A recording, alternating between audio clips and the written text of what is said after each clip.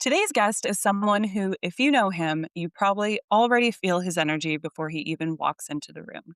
Epharh Oyama is a former running back with the University of Alberta Golden Bears and Edmonton Huskies, and now continues to pour into the game through his work with the Edmonton football community, including his role with the Capital District Minor Football Association. FF is a good friend, someone I had the privilege of working with, and someone whose involvement in football has always reminded me what the game can be when it is rooted in joy, care, and community. He is high energy, deeply positive, kind, compassionate, and one of those people who makes everyone around him feel a little more included. He is also very officially in my books, the Sticker King. And honestly, that says a lot about him because whether it's stickers, football, kids, community, or showing up for the people around him, FF has a way of making things feel fun, meaningful, and human all at once. So today we're talking about football, mentorship, community, the energy it takes to keep showing up, and the kind of impact you can have when you lead with both heart and enthusiasm. FF, welcome to Blitz and Bloom. Thank you so much, Tanya. Thank you for having me. That was such an amazing intro. Thank you. You're so welcome. Very excited to talk with you. Obviously, this season of Blitz and Bloom, we're working a lot on builders and speaking to people who are in the community, doing things, making things happen, and who don't always get, I think, the spotlight that they deserve because they're doing all the behind the scenes work. So, looking forward to speaking with you and learning about your background of football and what you're doing today as well. Looking forward to it. All right.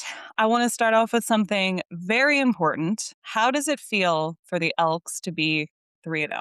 Honestly, it's amazing. We talked about this earlier. I'm in Kelowna right now, about to go watch them play on Saturday night. And it's been how many years of like pretty rough starts to the season.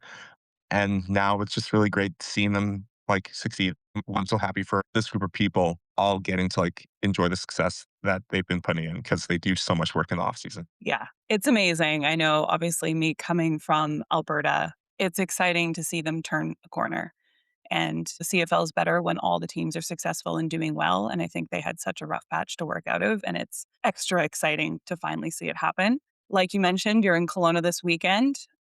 What are your thoughts on the Elks going 4-0? I want to get ahead of myself, but obviously, like I think there's a pretty good chance of it.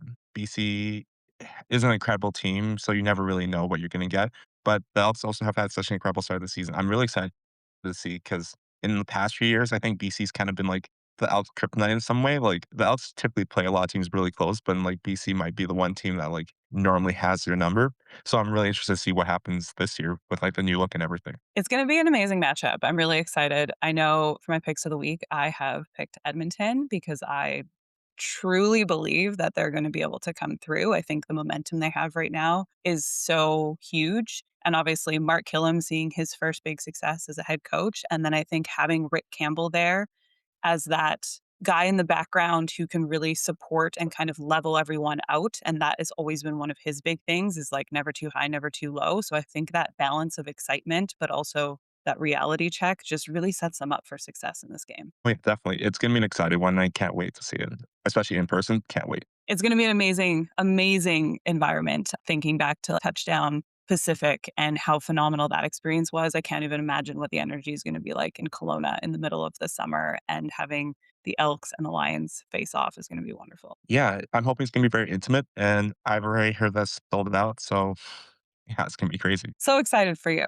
Now, I want to get into your football journey. You started your football journey with the very organization that you're currently working for, the CDMFA. So you first played PB football with the Fort Sask Minor Football, then progressed to high school in Sherwood Park with the Salisbury Sabres. Can you tell us more about what your experience was like progressing through and playing in the ranks of minor football in the Edmonton area? Yeah, of course. It's kind of funny. It started off as a mistake. My family moved over here from Nigeria and Australia, and football's always been, you know, soccer. So when I signed up, my friend told me that he played football. I was like, yeah, of course, I want to join in too. Came to practice and saw helmets and shoulder pads. Didn't know what to expect. But progression's actually been really, really funny thinking about it because I came into football as a nose tackle and right guard. So Lil FF was a little bit of a roly poly oly, and he like loved his role as a big man. And then as my football journey grew, obviously I grew as a person as well. And then you start hitting puberty, from being like the nose tackle to being an end. Then all of a sudden it was like, oh, now you're a linebacker. Then my coaches were like, oh, you're a running back now. So it was really funny because like over the little progression of 4 years of minor football, it switched so much to like my last year being like, oh wow, like, and everyone always laughs whenever I'm like, no, I start off as an O lineman. That's why I block, I promise. That you had the opportunity as a youth to play multiple positions, because I think we see a lot where football players get into one role right away and then they just stick with that throughout their playing career and don't have the opportunity to branch out. Do you think that your understanding of the game was really supported by that opportunity? Yeah, I think so. It's kind of interesting because you don't really attribute it to that in the moment. But then looking back at it, I think it definitely had a lot of impacts to it because if I did just come in and play running back my whole life, I think I would have a very different outlook on the game in a lot of different ways. Sometimes I'm like, oh, would I have been able to see things a little bit better just being a running back the whole time? But other times I'm like, when I had to be taught how to pass pro, blocking was something that I had already done. When I'm reading gaps and looking for blitzes, I've played on the other side so I can understand like what a linebacker's styles would be.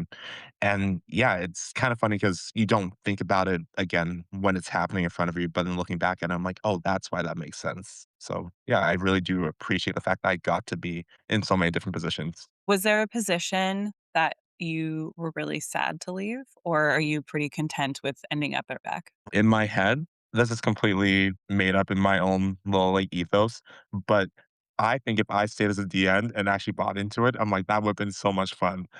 There's just something about like a swim move or like a pass rush move that I'm like, I wish I could actually do properly. Can confirm that D line is quite enjoyable. Yeah, I guess it. And a lot less thinking, a lot less thinking. It's, like, so much more reacting, and actually, I'm progressing on the FF path right now for Team Alberta. They pulled me over to offense off of Mhm. D-line the second half of our last practice to do some running back stuff, and I was like, "Oh." That's so exciting. Can't wait to see you do that. Yeah, it Are was you excited for it? super, super exciting. I played O-line, but I've Yeah. never played receiver or running back or anything like that. Yeah, and I've heard it's a pretty interesting system you guys are running too. So yeah, stepping into that new role and in such an intricate system, I'm sure it's gonna be lots of learning, but so much fun once you get it down. So much learning and so much fun, and also so much understanding of, well, this is why running backs are the way that they are. All the things as a linebacker and a D line that you get so annoyed and you just roll your eyes at them because they're running through the line full speed. And you're like, well, obviously you would have been tackled. Why are you doing that? Just stop. Then you get on the other side of things and you're, oh, this is really enjoyable to do this. So I'm going to keep doing this. Thank you for understanding that. I feel like the linebackers never understand why they're like, it's yellow tempo. You're not letting me going so fast. And I'm like, what do you want from me? A lot more understanding and respect for the actions of running backs after being on that side. Even over one practice, it just like the light bulb goes off and you're, I get this now. So out of high school, you signed with the U of A Golden Bears and then you moved on to finish your football career with the Edmonton Huskies. As someone who played both in a junior program and a university team, how would you explain the difference between the two experiences? Obviously, at the university level, you kind of forget about how many resources you have and the perks of having everyone underneath one roof, all with crazy schedules, but similar schedules. The fact that coaches could tell everyone, we know the classes don't start till 8 a.m. So you are ours from 6 a.m. until 8. It's such a win. You get workouts and you get extra practices in during that time. Also, knowing that all classes end around 5 o'clock. So after that, we're theirs again too. So university had such a unique structure to it because we kind of had everything kind of handed to us in terms of like where we needed to be, what time we needed to be there. And especially as like a fresh 17-year-old, I kind of needed that. I needed someone to walk me through what an actual schedule looked like. And then, yeah, kind of did it backwards going to junior after I played university. But then you get to junior and all of a sudden it's on you for a lot of the extra stuff. So you have practices in terms of practice schedule and practice pace, very similar across both. But then all the extra things are kind of things that end up being put on yourself. If you want to throw in workouts, you're the one making your own schedule for that. Programming, I think they've gone better at that. But then back in the day, it was more so like, okay, like you're choosing your own program. So you have guys who are on strength programs, you have guys who are bodybuilding. So everyone's kind of a mixed bag of what they're kind of interested in. And then rehab and therapy is one part that you really don't think about, but then it is a huge pro and blessing to have actual physios and athletic therapists who are there full time to help you out. Whereas at the junior level, yes, you have your ATs and things, but they also have real jobs outside of this. So now you're trying to like work between your work schedule or your school schedule and their work schedule to see what time you can fit in with them. And so it's a lot more moving pieces. So on the organization side, that's the big difference I saw. In terms of people and players, I think one of the biggest differences is just the reasons why everyone's there. So I think university, it's a pretty easy sell already. Why like everyone wants to be there. Everyone gets a cool education. Everyone gets a university experience. Everyone gets to play football. I think at junior, you get a few more guys who are like, I wanted to see what football has for me. You get a lot of guys who are more so like trying it out. You get guys who are willing to try new positions, which I think is amazing. And you get a lot of guys like me who was coming out for injuries and things where all of a sudden it was like, oh, this is my second chance at football. So now I'm enjoying it in a completely different light than I did in university. Not less competitive, but just more appreciative of what I had at that moment. So that's at least my journey anyway. I think Edmonton has a very unique landscape when it comes to junior and university, being the only city in the province and really in the country that hosts both a university team and two junior teams. How do you feel about that? Like as a player then and then even now with seeing how it plays out, do you think it is a positive? Do you think it's a negative? I think there's pros and cons to it, obviously. It's interesting because we're dividing our recruitment pool in half. And then even so, more so at the university level too. And it feels like it's kind of a competition between all three programs about like where you go. So I've always had like the dream that in other places they have the conversation where it's like, oh, like universities and junior programs are talking hand in hand, saying, oh, you have this guy. He's really great. Next year, I would love to talk to him. And then vice versa, where the university's like, hey, you have this guy who might not be super interested in university anymore. Still got one more year, or he's coming off an injury. Can we have him for a year and then give him back to you? But it feels unfortunately that's not really an opportunity in Edmonton a lot of times. You kind of get the opposite where even leaving the Huskies and considering like, going back to university, you have a lot of like coaches who might not have the best relationship with the university anymore because one year their best player left to go there. Or you have a lot of guys who came from different programs. And then there's animosity between that too, where it's like half the guys who started on the Wildcats might end up on the Huskies halfway through their career. And the other half of the guys who started on the Huskies might end up in the Wildcats at the end of their career. So I always wonder what it would be like if Edmonton actually just had the true progression of the athletes instead of this fight to see where everyone's going to end up eventually. Even considering resources kind of get pulled 3 ways in Edmonton, they've done a pretty good job at putting out a lot of very amazing players and athletes and coaches into the community and into Canada, and it's just like you said, I wonder what it would be like, though, if everyone really truly could come together. How many opportunities are we missing out providing to athletes and coaches by splitting the resources so thin? And I think it's amazing that both the Wildcats and the Huskies can continuously field a team each in a city as small as Edmonton from year to year to year for as long as they have. And relatively competitive. I played on a Husky team that seemed like we were always just like right there, almost making it past the hilltops. But then thinking about that, being like, wow, we have half of our population on this team. And there's some amazing players who play on the Wildcats that I can't lie. I look back at it and I'm like, I wish I got to play with that guy.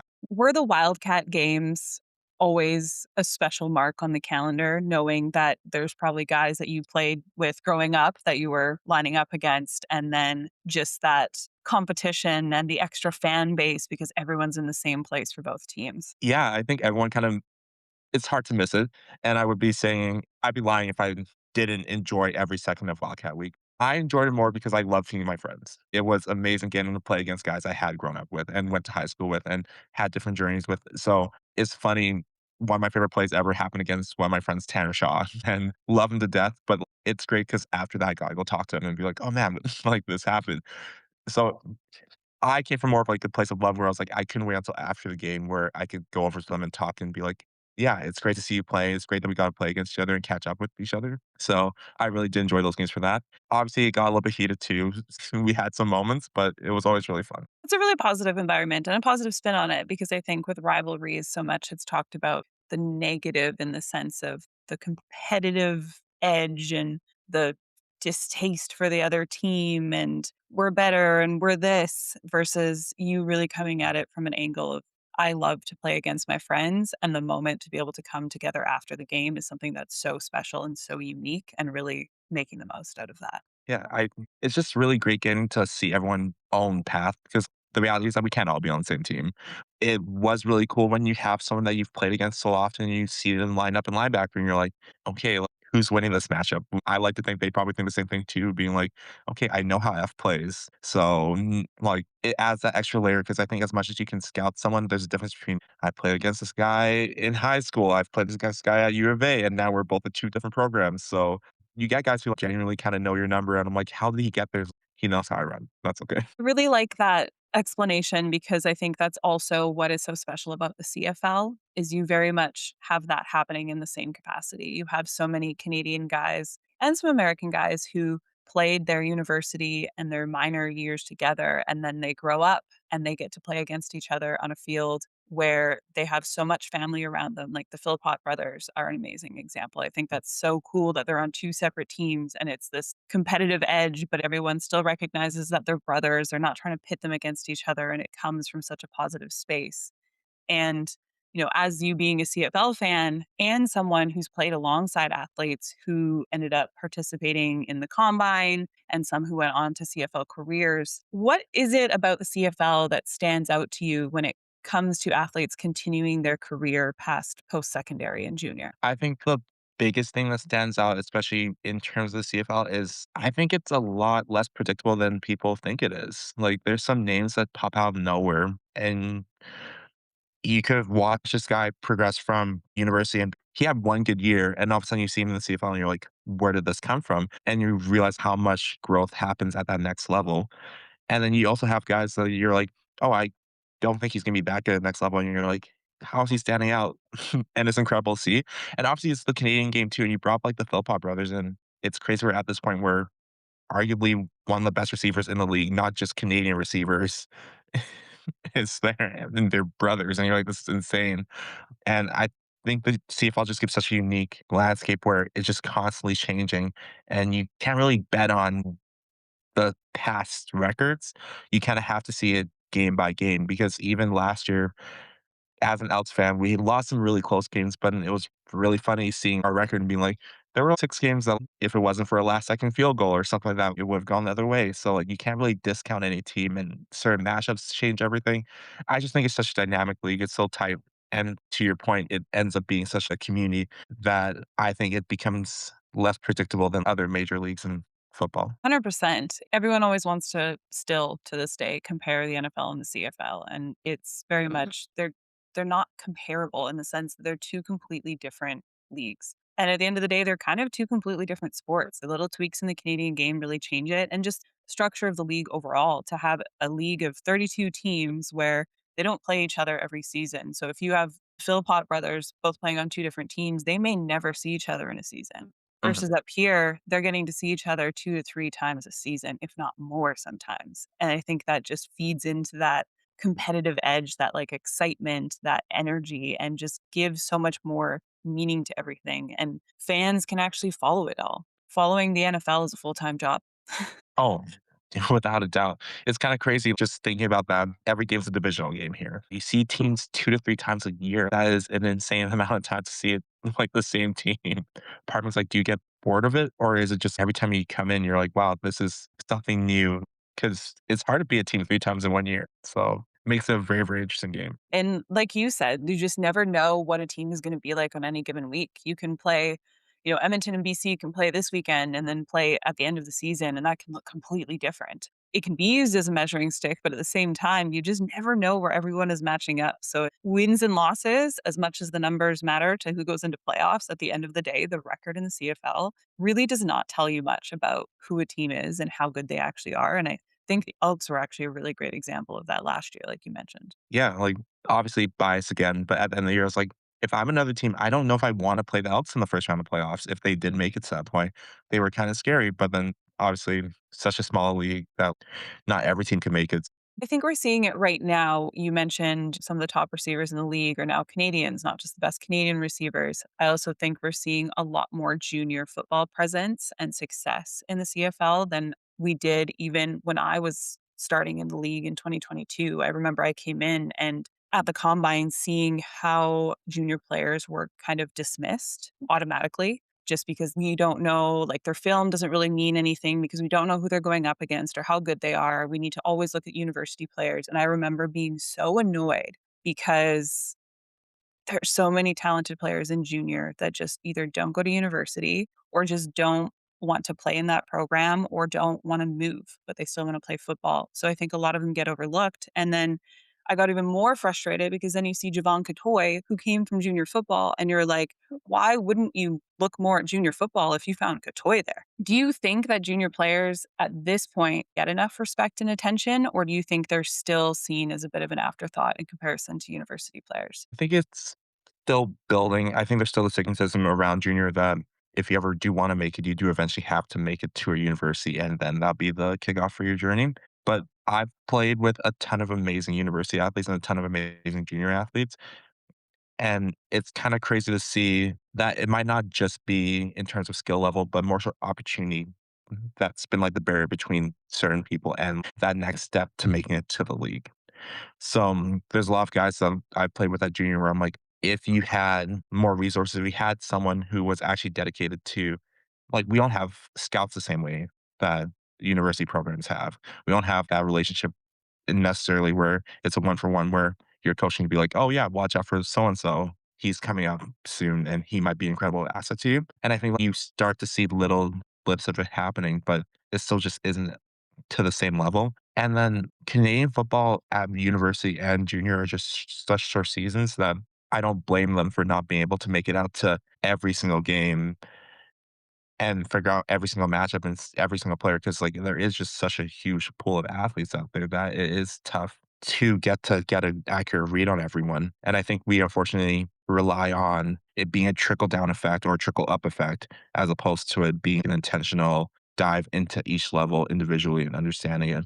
I think like especially at the CFL, it seems almost like they rely more so on the universities to be the ones to evaluate junior talent as opposed to them actually doing it directly by themselves. That's a good point, actually, that they depend on outsiders from their team to give that communication. But at the end of the day, there's always going to be a bias to it. Relationships are a big thing. And unfortunately, certain people see certain people a certain way and can't move past that for whatever reason. But also, the understanding that the junior programs function so differently from province to province. In Ontario, it's very much built and functions as you come out of high school, you play junior, you go to university. But in Alberta and arguably Saskatchewan to a point as well, it's just kind of a fork in the road. It's here or here. It's not always like here, then here. So you just get a very different pool of athletes playing in junior in Alberta. And if you compare that to Ontario, it looks a lot different. Yeah, definitely. And even I think you talked about streams of academics too.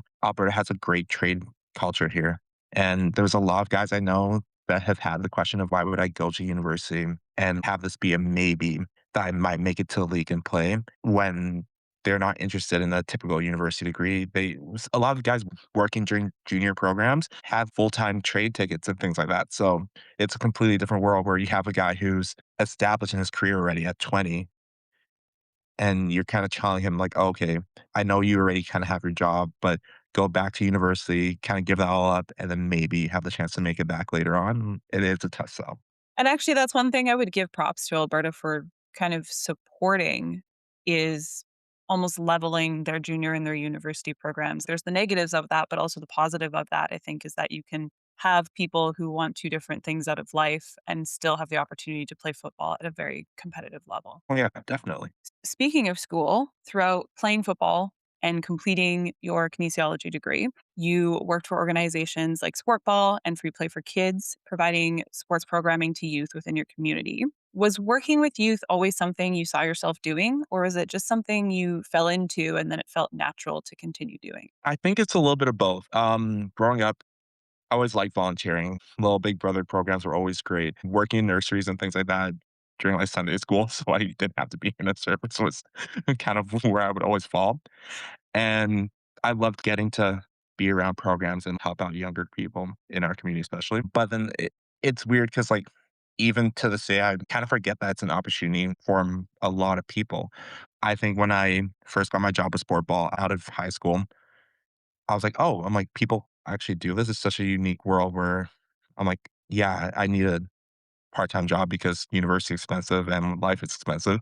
But I'm like, I get to hang out with kids and just like have fun and made working so much more fun because it wasn't just typical like, okay, I'm walking around and tired at a retail store the whole day. It was I get to be energetic and feed off of these kids' energy and I get to leave being like, I made a big difference. So that was awesome.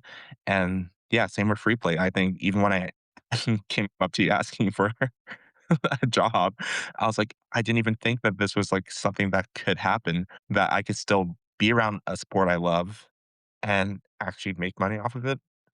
It's just a crazy idea. It's funny because I think society kind of sells to us very young, and I think with social media it's changed a little bit, but, that sports don't equate to money. It's you play sports because you enjoy them, but they don't always end up in money. And I think there's such a big shift happening in that now, not only in spaces with working with kids and minor sports. I think we depended on volunteerism for a very long time. And now there's a shift into, oh, if we pay people, we can put out a better product. So we should start doing that. And just people, I think, are less willing now to spend 40 hours a week volunteering is also a piece of that. But I think even with the shift in women's sports, seeing that there is women who can go and make a living off of playing sports, it shifts that whole capacity of how we view and look at sports. I think it's just an incredible change that's coming. One thing with the CDMFA is that we have like a junior official program. So we have a bunch of high school age kids who have their part-time job being just coming to a game, either setting up a field, working sticks, being announcers, reffing the younger age group.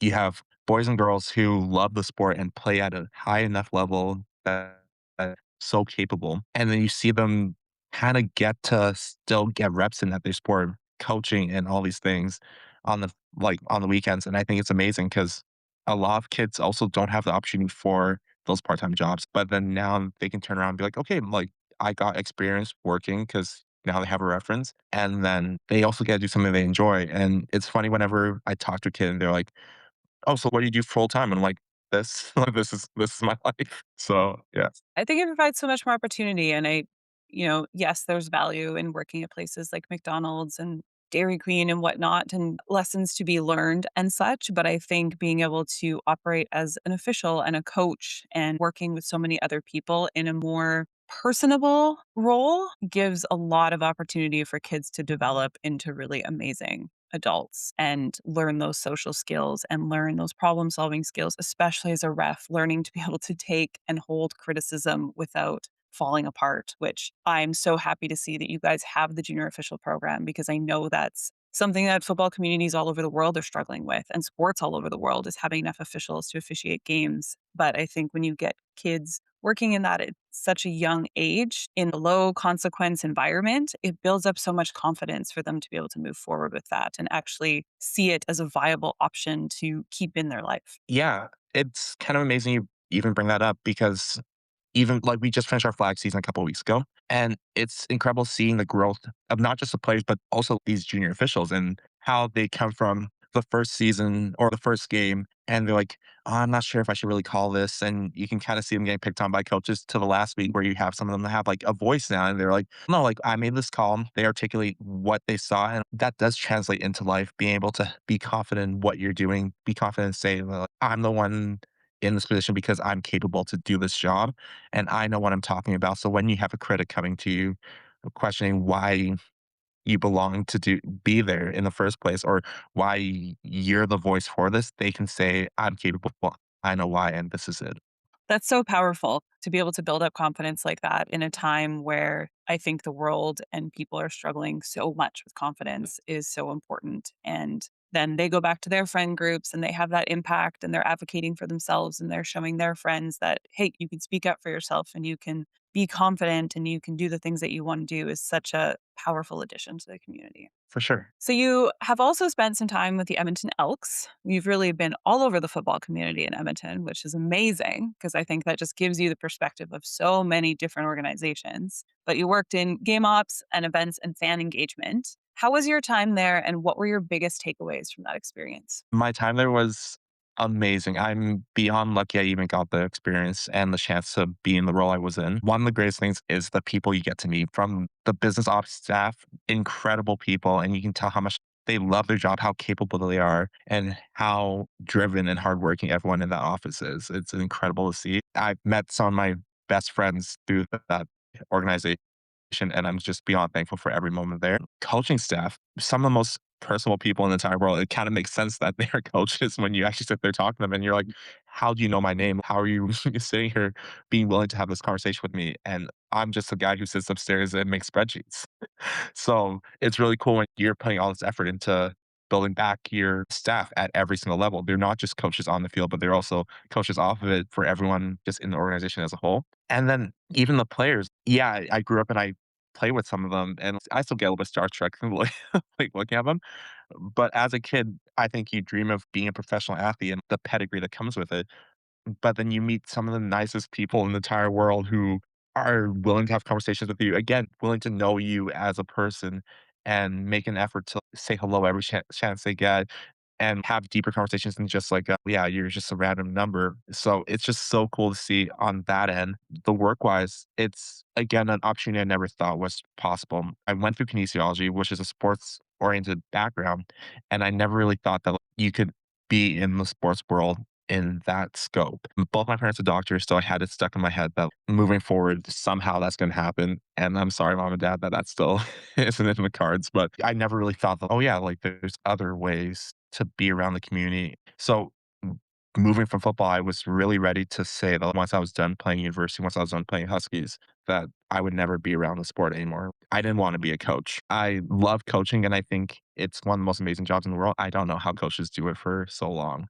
I don't know. You can attest to that. I don't think you have a life outside of football because as a player, yeah, these long practices, but now you have coaches who are staying twice as long, breaking down film and everything else. So yeah, you can never be a coach. But then all of a sudden I'm like, oh, this is a different world where I still get to be around the sport I love and I get to be so intimate with it. But then I'm in a different role, a new opportunity and a new chance to be great at this new task. It's just very different, I guess. It's hard to explain. That makes a lot of sense. I think, like you said, people see sport and they think coach. It's like, oh, I was a player, then the only transition is to become a coach.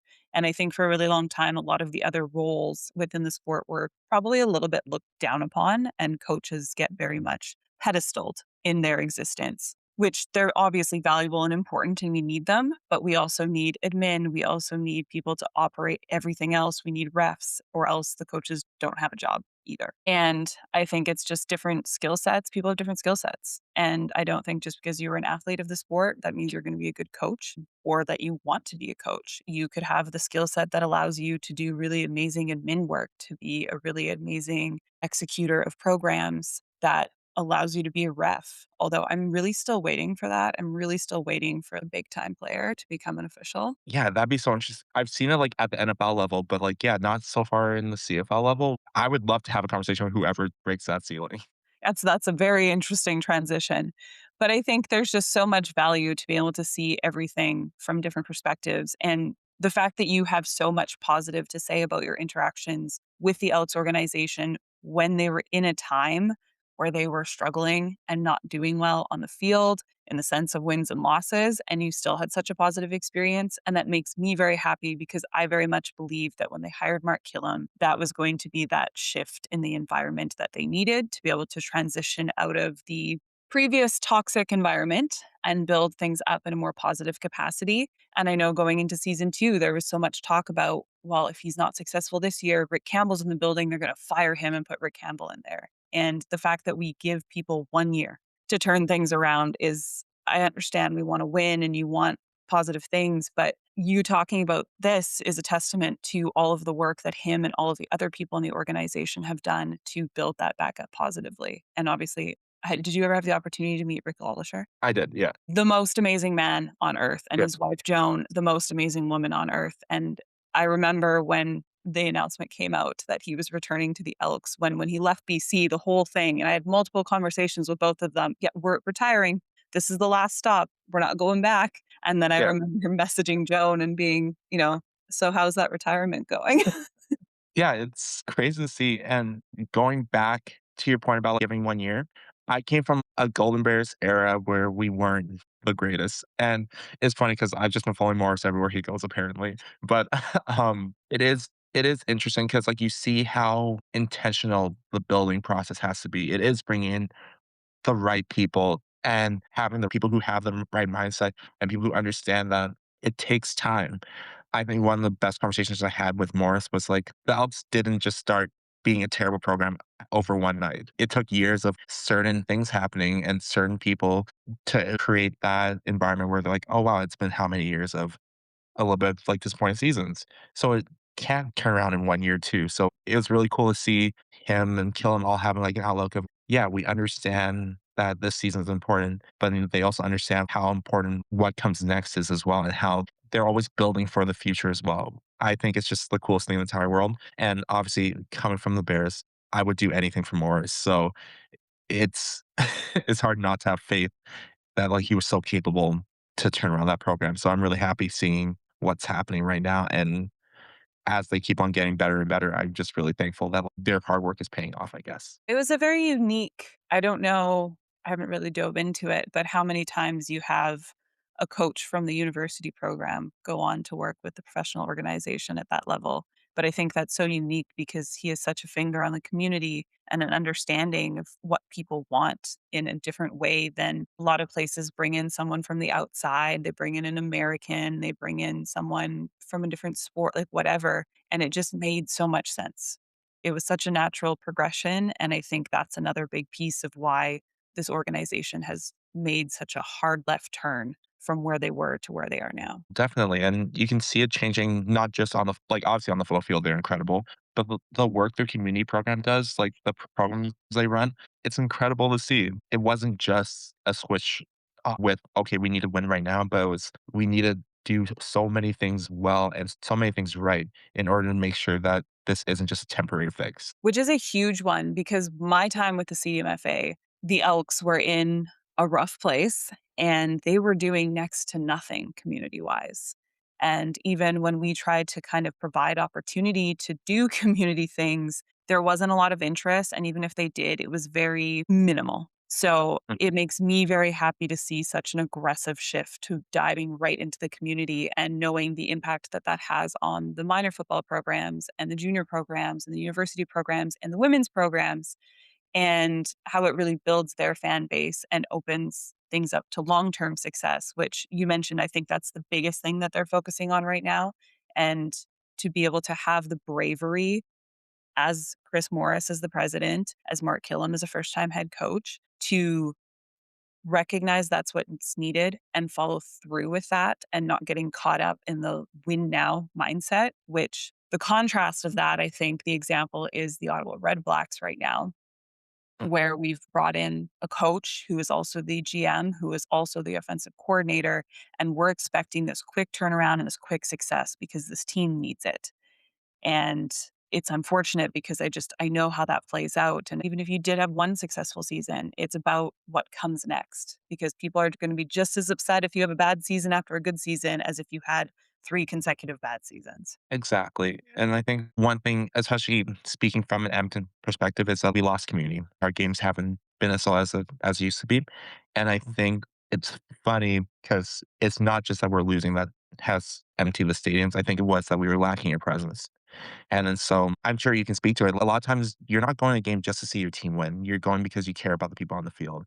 And if you're not in the community, if you're not investing in people, how would you expect people to ever want to invest back into you? So I think them taking this outlook of like, let's get into community, let's be present, let's be a face, helps bring that energy back in where obviously, they're winning now, and I'm so excited to see it. But I would believe that they would still be seeing success on the community side, regardless of record, because of how much work they did off the field. And yeah, hopefully they get be a trailblazer and example to a lot of these other programs about like what it takes to turn around.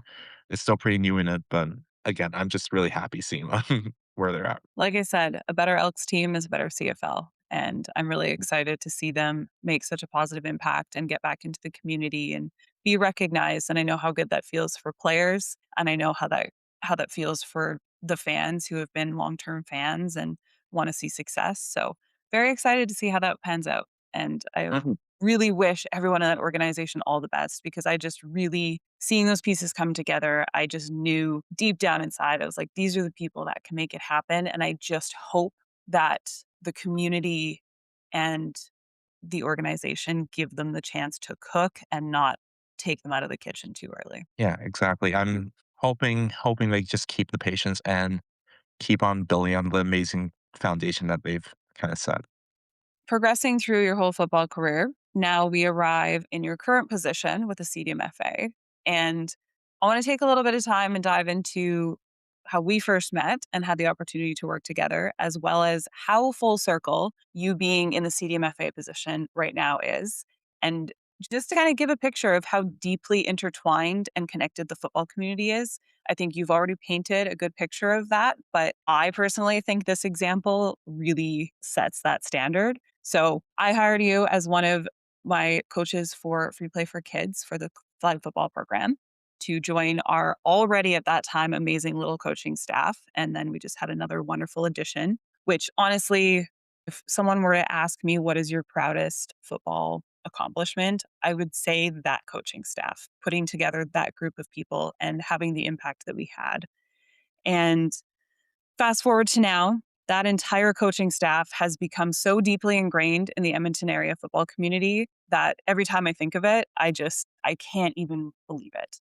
We have Shaylee, who's still showing up as an athlete, who I get to be on the field with for Team Alberta, and she's coaching the West Edmonton Raiders girls team, and she's working with the Edmonton Elks for the last couple of years as their video coordinator, and who knows what she's going to do next with football. And then you have Nazi and Autumn, who continue to stay involved in flag football, coaching youth, working game days with the Elks, and then Autumn returns this year to the football field to play again with the Arctic Pride.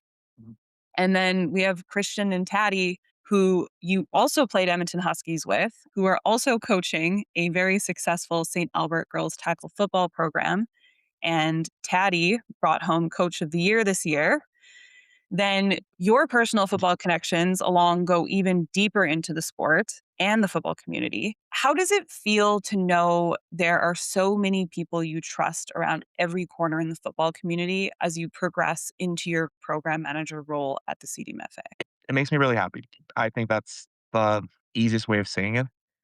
It fills me with an immense joy seeing so many people I love still active in football, because football is a cliche. Everyone says, like, football saved your life, but, like, football did save my life. Like, I think football has given me my best friends. Football has given me my job. Football has given me so much.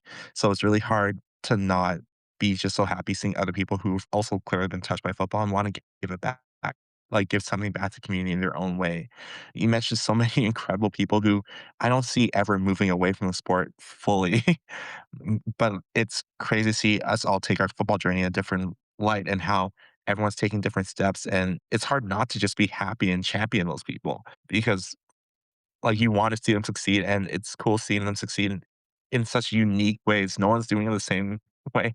You have, yeah, like Taddy, who's destined for incredible things and still makes so much time and effort to sit down with you to talk about what could happen next to make sure programs are still growing at the smallest levels.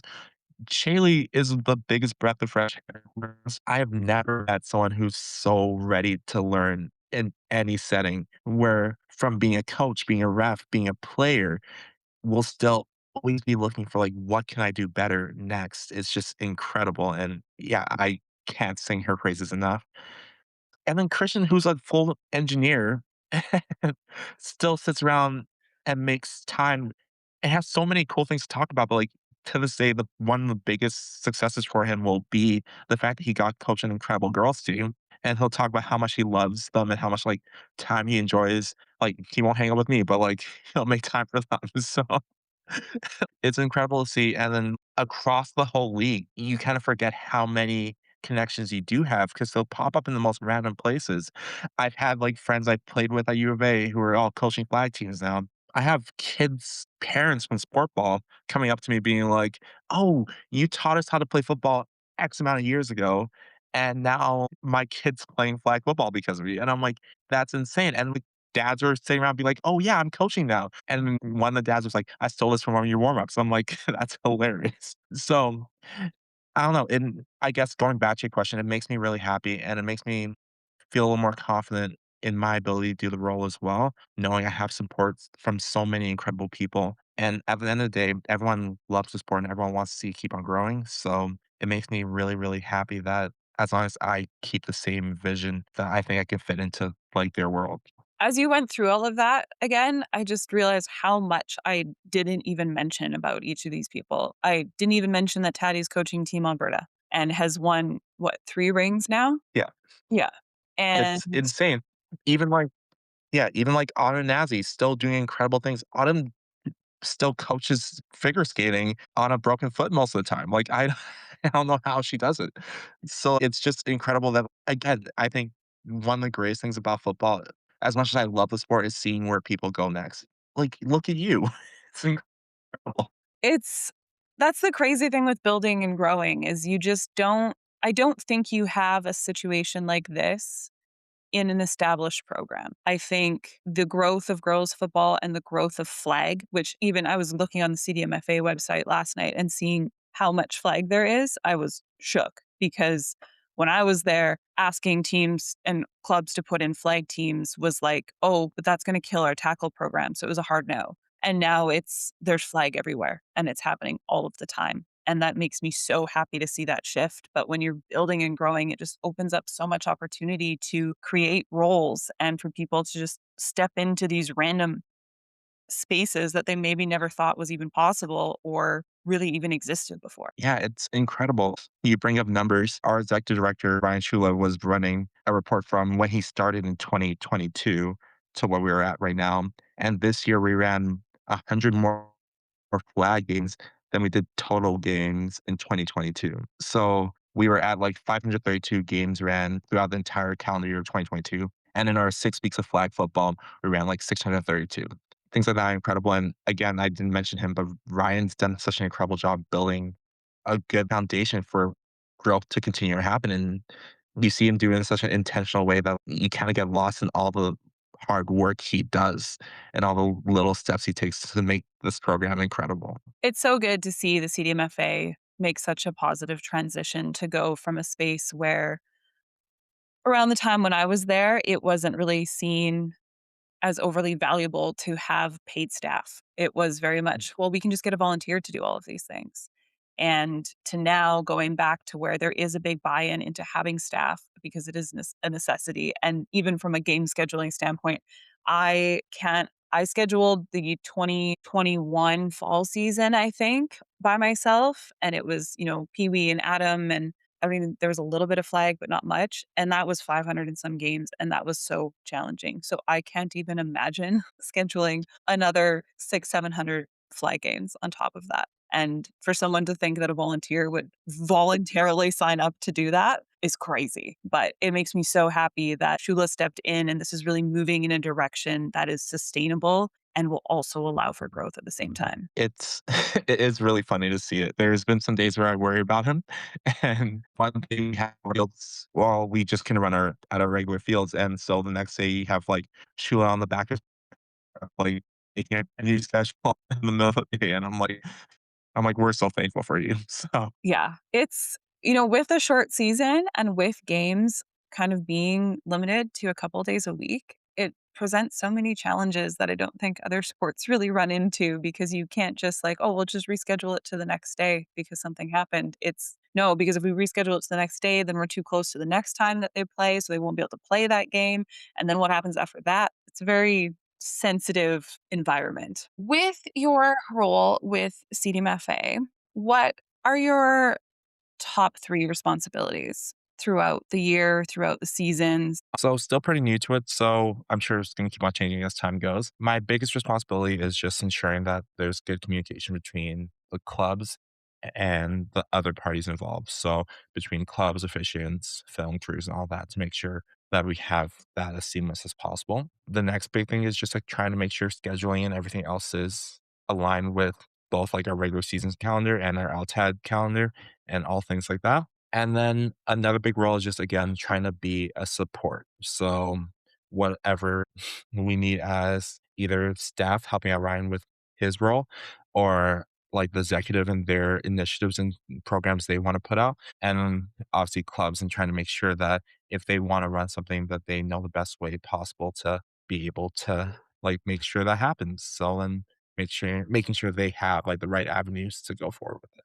So you're like the professional communicator in between two different parties and multiple other parties just to make sure everything runs nice and smooth. Yeah, exactly. I think that's the perfect way of looking. Just managing programs, I guess. Like that's it. That is, I suppose that is what your job title is, program manager. How did studying kinesiology and what you learned in school shape the way that you think about coaching and athlete development and program development?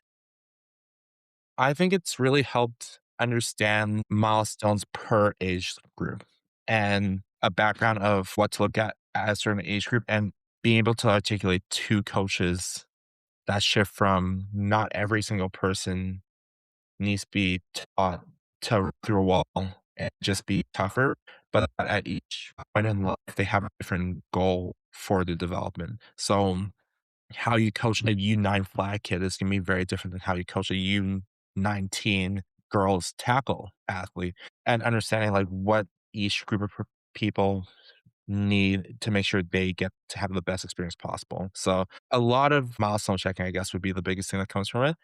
And then I think it helps with like the programming side of it, being able to tell them how to get that out of them too. So you have it is a lot of volunteers and you have a lot of people who have never actually stepped into that coaching role before. So being able to have a bank of like, we want you to develop your quarterback tendencies and be able to show them actual drills for that age group to develop what we want them to work on.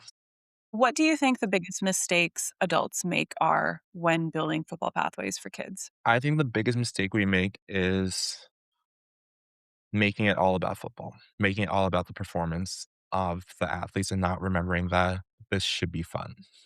I think all too often we jump too far ahead in our athletes' development, in our athletes' journey, and we don't give them the chance to just be a kid enjoying football. The amount of times you'll hear parents talking about how my kid needs to play at this program because if he doesn't play at this program, he won't get scouted by this high school. If he doesn't go to this high school, he won't go to university. I think that's the greatest disservice you can do to your athlete. I think you allow them to enjoy the sport and you support them at those big steps as they come up instead of taking away from them enjoying their moment. Almost just not forcing the narrative of what their career, what their experience as an athlete needs to be. Exactly. The reality is not every kid's going to be in the CFL. Not every kid wants to be in the CFL. We have young athletes in our league that have other sports aspirations, and football's just a little pit stop on their calendar, on their journey. We have athletes that are going to end up being doctors. We have athletes that are going to end up meeting some of the most amazing people in the world and doing so many incredible things. I think all too often we put them on one path and expect them to only be there. And a lot of times we forget that football might not be everyone's life. That's a great way of putting it. And I think that actually connects back to the adult question very well of adults get very caught up and make football their life and their kids playing football their life, but never actually ask the kids if they want football to be their life. Yeah, and I think it's really easy to get two things twisted. I think a lot of times it's a lot of pressure to put on a kid to be able to articulate to their grown up that they don't like this as much as their dad likes coaching football. And I think as the parent, as the adult in that room, you have to be the one who kind of has to take the shots and make it an intentional conversation because no kid's going to come up to you until it's too late and tell you that they hate this or that they're not enjoying this certain part of it. So I think you have to be very proactive as a parent, as a coach to bridge that gap because sometimes the best benefit this kid is getting from being on the football team is just not being somewhere else. And you have to have that as a win. Shula just brought up the conversation of like how many times coaches have gone mad that a kid missed a game. How many times have coaches gone mad that a kid's late to practice? And you put everything in this lens of like, I only care about football instead of it being like, what in this kid's life circumstance has actually brought him to this point? And is there something you can do for them to help what's going on? Because I think, again, we treat it just very related to football and we forget about everything else that might be affecting our youth. Have you had a chance to watch the movie Him? I have watched him. with Tariq Withers, right? Yeah, Yeah. yeah.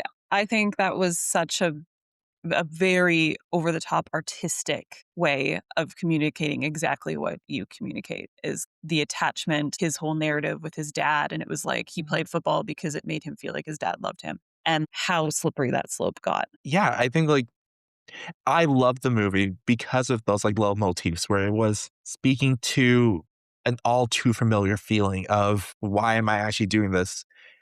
And it's funny because I think you watch the movie and you're like, "Well, he's capable, so he should this is the place he should be in," but then you can't forget that being able to do something doesn't always mean it's where you should be, and I think kinda comes to the final decision he makes. It's by all means, he had the full capability to take that next step, and it was his own choice finally at the end whether or not he followed through with it. And again, very over the top depiction of that, but it happens every day for kids where I've played with tons of kids who have gone to the university level just to realize, like, I don't love this sport.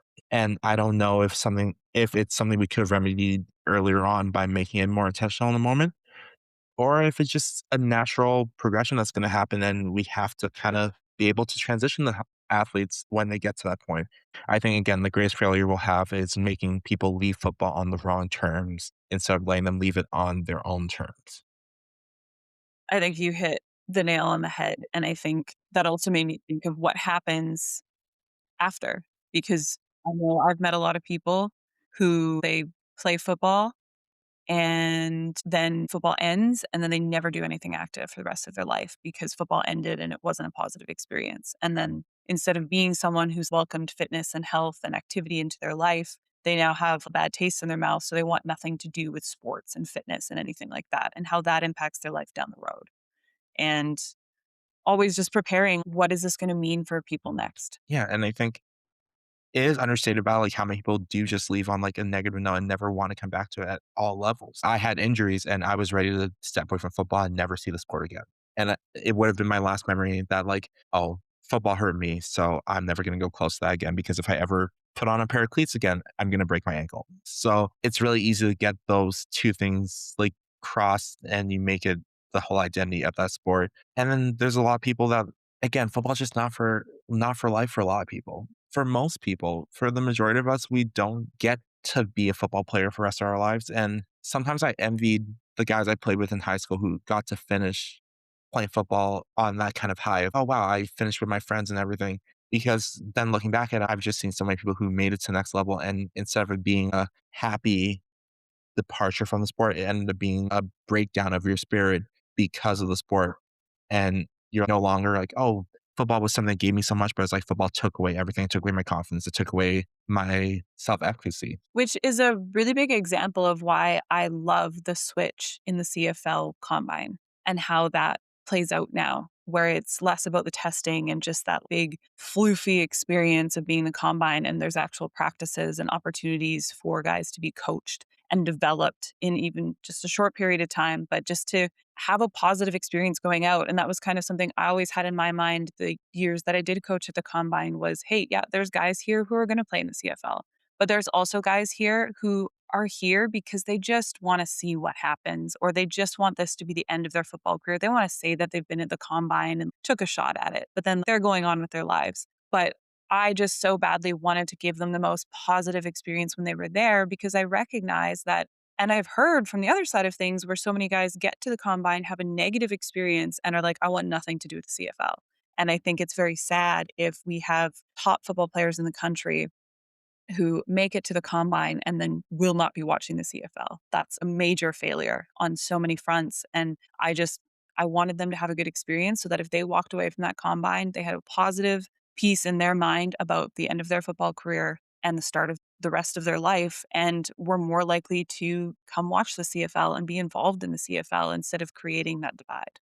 I've never even thought about that because, again, in my eyes, the combine was just such a goal for everyone that you kind of forget that there are negatives that could be associated with it. That you do lose reps, you don't run your best time, and, like, there are people who have been beaten down from those, and then so, yeah, to have a positive experience being able to leave from there. The CFL is also in such a unique place where the combine doesn't necessarily mean you're done football. Like, a lot of these guys will end up going back for another year of football in some way, shape, or form. So then being able to actually say, I took something away from this other than I wasn't good enough is huge, where you can say, I was actually coached. So I got to learn this and this and this from my coaches. And now I can take that back to my team. One of the greatest athletes I ever played with was like Nicky. And I think you see how much he got to grow from his experience. And instead of it being uh, "Oh, I didn't make it out to the active roster for the Red Blacks." He came back and was like, "Oh, when I was there, they taught me that when you're running, you should look for this." And then all of a sudden he's translating that to a whole group of young running backs. He's coming back being like, "Oh yeah, I learned that when you're pass proing, this is a better way of taking on a block than this." And all of a sudden it's trickling down where it's like, oh, it wasn't a negative impact. And I think the conversations I've had when he left football, he just had such a more positive outlook on the sport. And I don't know if it was because he was given those chances to grow and come back and leave football on his own terms. But I always just have that in my mind as a situation where I'm like, wow, I wish I left football that happy. And I think there's a really small handful of people, probably when it comes down to it, who have walked away from the game happy. And I think part of that is it's a choice, it's a mindset. And some people just exist in the world where things are a little bit more gray. And some people exist in the world where there's a little bit more sunshine. But just to be able to contribute to that as someone who's in football is remembering we don't ever know the end of someone's football career, whether it be an adult in the pros or a kid playing minor football, and just always remembering that we want them to go out on positive. And it's not possible for that to always be the case, but as much as we can keep that in our mind and always be contributing to that mindset, I think makes such a big difference in how the football community can continue to grow also. One thing of the CDMFA is our motto is football for life. And it's funny because obviously it says football, but it translates into everything. I'm in Kelowna right now with my best friends I made from the Huskies. And yeah, we're not football players anymore, but it does show the life aspect of how it's so deeply entrenched in our day to day and who we are as people that I'm lucky I get to be around these amazing people because of it. And I think it doesn't have to be that every kid ends up being the greatest football player to ever play. But if at the end of the day they can all look back and be like, I had this positive experience with football and I'm thankful for football because of XYZ, I would be beyond happy. Could do a whole episode on just talking about the nuances of coaching kids and providing programming and the mindset behind it and how to do that. But we could be here for a long time. We're going to move into some fast fire questions. So, rules for fast fire questions are very much the first answer that comes to mind. No major justification. You can explain, but you can't justify. And just going through them as fast as you can. Perfect. Yeah, Are you ready? I think so. All right. What is the most FF coded way to make a kid feel like they belong? A high five and a sticker. How many stickers is too many stickers? As long as I still have them, that's too many I have. So one sticker is too many stickers because that means I haven't given them out yet. What's one thing adults could learn from how kids show up to play? I think we can learn just to have fun and not to make it anything bigger than what it is. Like it is a game at the end of the day. What's a small moment with a young athlete that has stuck with you way longer than expected? I had this one kid who I had in a sport ball class, and the whole year she never talked to me once, like not at all. And on the very last day, she walked up to me and gave me a high five and ran away and like hid behind her mom's leg. And to this day, that's still one of the most incredible moments because I was like, I spent 8 weeks with her every single Sunday. Event like that was a win for me. That was that I got to connect with her in some way, shape, or form, and that was my moment. What's one football lesson that applies painfully well to real life? That is always a next play. What's your go to move when a kid is shy, nervous, or clearly pretending that they don't care? I love a little joke. If they're a little bit shy, I'll make fun of myself and then see if that helps them get out of their bubble. Humor solves everything. What's something the football community gets right, and what's something we need to grow up about? I think we get right that football has so many opportunities. I think the thing we need to grow up about is believing that the opportunities are only making it to the pros. If every listener had to do one thing this week to make their community better, what would you assign them? I would say go out, smile, and have a conversation with somebody. It doesn't have to be about football, but we are in a football community, but just being willing to have a conversation with somebody, I think that means the world. What's the most underrated form of leadership? Leading by example. And I mean that in terms of those situations where no one else wants to be a smiling person, but being the person you want everyone else to emulate is really huge. Who was or is your biggest football role model? My biggest football role model has to be Ian McLean with the Edmonton Huskies. I can't say how much I appreciate talking about connections. That guy is someone who at every single step had made sure that he met you where you're at, and yeah, I love that guy. What football accomplishment are you the most proud of? The Arts of Pride won their WWCFL Western championship this year, and honestly, I haven't been on many championship teams, and those girls were incredible, so I would say that one. Okay, final question. It's a big one. If someone listening wants to be more involved in their community, but they're waiting until they feel qualified, ready, or important enough, what would you want them to know? I would want them to know that there's always a space for you. Football is the most beautiful game because from an athlete's perspective, there's a position for everyone on the field.